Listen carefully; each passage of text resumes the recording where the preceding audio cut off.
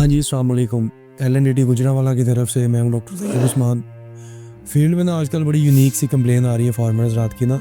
वो कहते हैं कि डॉक्टर साहब हम रात को जानवर बिल्कुल ठीक मान नहीं गए हैं। जब सुबह डेरे पे गए हैं तो एनिमल एक्सपायर हुआ पड़ा है। जब हम उनसे पूछते हैं कि क्या साइन एंड सिम्टम है उस एनिमल के, वो बताते हैं कि उसके नाक, उसकी गर्दन और उसके लेग में बहुत ज़्यादा स्वेलिंग थी, उसकी ज़ुबान बाहर निकली हुई थी और उसके मुंह से झाग निकली हुई थी। तो वहाँ के लोकल प्रैक्टिशनर रात गए, उन्होंने विजिट किया तो उन्होंने कह दिया कि ये गलगोटू है।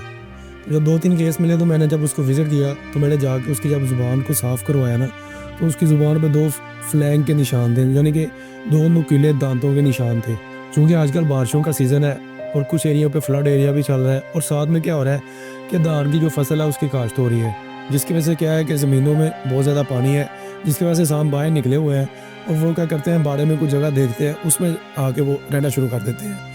तो जैसे ही वो एनिमल को देखते हैं, एनिमल उन पे अटैक करता है, तो वो अपने आप को बचाने के लिए एनिमल पे अटैक कर देते हैं। अब सांप जो है वो मैक्सिमम अटैक कहाँ पे करता है, जानवर की ज़ुबान पे कर देगा, उसके नाक पे काट देगा, उसके हवाने पे काटेगा या उसके कान पे काट देगा, या फिर कुछ एनिमल जैसे कि घोड़े वगैरह में वो उसके होंठों में काटेगा। तो इसमें क्या होगा कि एनिमल में सडन स्वेलिंग आ जाएगी, उसके जो जहाँ पे वो काटेगा वहाँ पे रेडनेस भी होगी, स्वेलिंग भी होगी, एनिमल की ज़ुबान बाहर निकल आएगी और एनिमल के मुंह से झाग निकलना शुरू हो जाएगी। इसकी एहतियाती तदाबीर में यही है कि अपने बाड़ों को अच्छी तरह साफ़ किया जाए।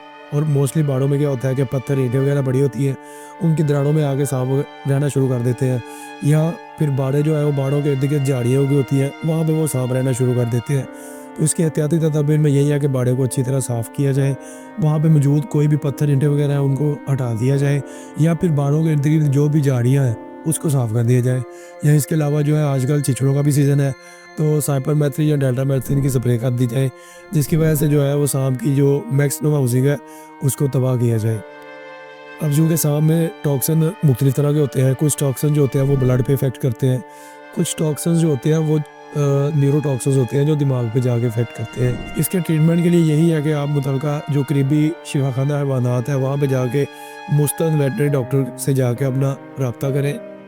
और कई कंडीशन होती है कि डॉक्टर साहब के पहुँचते हुए टाइम लग जाता है, तो उसके लिए कुछ एमरजेंसी ड्रग्स हैं, जैसा कि एट्रोपिन सल्फेट का इस्तेमाल कर सकते हैं। एट्रोपिन सल्फेट क्या करेगा, जो कि खून का निज़ाम होता है उसको बेहतर कर देगा, कार्डियोवास्कुलर सिस्टम को इम्प्रूव कर देगा, और साथ में क्या होता है कि ब्लड में टॉक्सिन्स का लेवल इंक्रीज हो जाता है।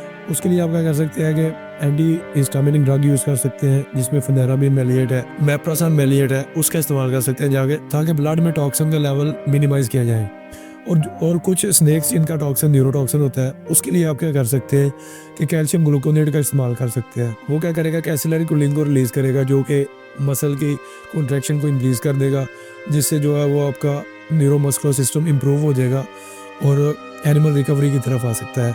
लेकिन सबसे बेहतरीन ट्रीटमेंट में जो है एंटीवेनम, उसका अरेंजमेंट करवाई जाए और एनिमल को फौरी तौर पर लगवाया जाए। बाकी इस तरह की अलामत जैसे ही आपको एनिमल में मिले, फौरी तौर पर करीबी शिफाखाना हैवानात में जाके मुस्तंद वेटनरी डॉक्टर से रब्ता करें और अपने कीमती जानवर की जान बचाएं।